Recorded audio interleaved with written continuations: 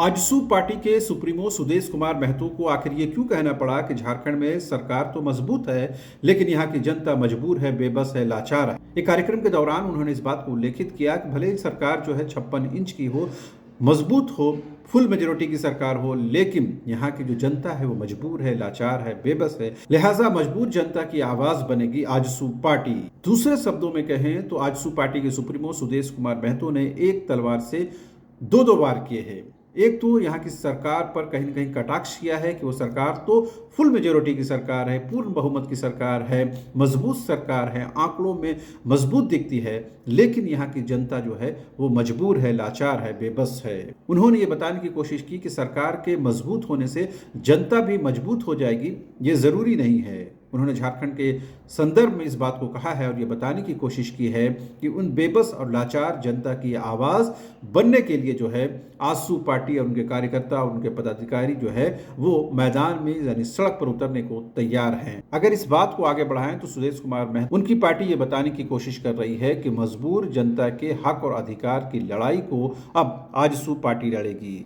अब सवाल ये उठता है कि अभी चंद महीने ही हुए हैं हेमंत सोरेन की सरकार दोबारा सत्ता पर काबिज हुई है। ऐसी क्या बात हो गई कि आखिर आजसू पार्टी को यह कहना पड़ रहा है कि मजबूर जनता की आवाज बनने के लिए और उनके हक और अधिकार की लड़ाई लड़ने के लिए आजसू पार्टी जो है वो सामने आने को तैयार है। आखिर कौन से हक और अधिकार आम जनता के मारे जा रहे हैं जिसकी बात जो है आजसू पार्टी और उनके सुप्रीमो सुदेश कुमार महतो बताने की कोशिश कर रहे हैं। दरअसल विपक्ष के तौर पर आजसू पार्टी ये मानती रही है कि दोबारा सत्ता में आने के बावजूद भी जनता से जो वादे किए गए उसका अक्षरशः पालन नहीं किया जा रहा है।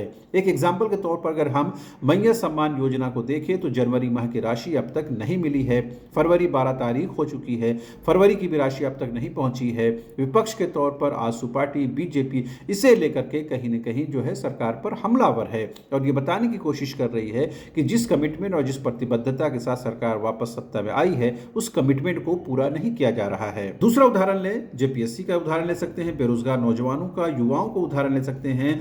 अगस्त महीने से जेपीएससी में अध्यक्ष का पद खाली है, लेकिन सरकार के कानों तक जूं भी नहीं रेंग रही है। छात्र बड़ी संख्या में आंदोलन कर रहे हैं, सिर मुंडा रहे हैं और अपना विरोध प्रदर्शन प्रकट कर रहे हैं, बावजूद इसके सरकार टस से मस होने को तैयार नहीं है।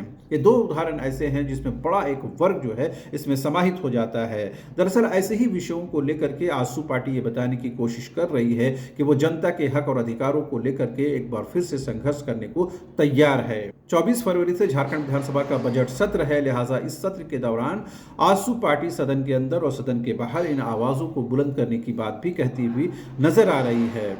इस बीच में आजसू पार्टी के सुप्रीमो सुदेश कुमार महतो की सक्रियता बेहद बढ़ गई है। लगातार वो पार्टी के कार्यक्रमों में शिरकत कर रहे हैं, चाहे परमंडल वाइज कार्यक्रम हो या जिला वाइज कार्यक्रम हो। तमाम कार्यक्रमों में सुदेश कुमार महतो ये बताने की कोशिश कर रहे हैं कि पार्टी को धारदार बनाया जाएगा, संगठन को और मजबूत बनाया जाएगा, युवाओं को जोड़ा जाएगा, महिलाओं को जोड़ा जाएगा, जनसंपर्क बढ़ाया जाएगा और कहीं न कहीं जनता के हितों से जो सरकार कॉम्प्रोमाइज कर रही है उसे घेरा जाएगा। तो एक बार फिर से उन शब्दों को हम दोहरा दें कि आजसू पार्टी के सुप्रीमो सुदेश कुमार महतो ने कहा है कि झारखंड में सरकार तो मजबूत है, लेकिन यहाँ की जनता मजबूर है, बेबस है, लाचार है। लिहाजा उस मजबूर और बेबस और लाचार जनता के हक और अधिकार की लड़ाई जो है आजसू पार्टी लड़ने को तैयार है। बहरहाल अभी के लिए तो नहीं। आप तमाम दर्शकों का एक बार फिर से शुक्रिया। Thank you so much.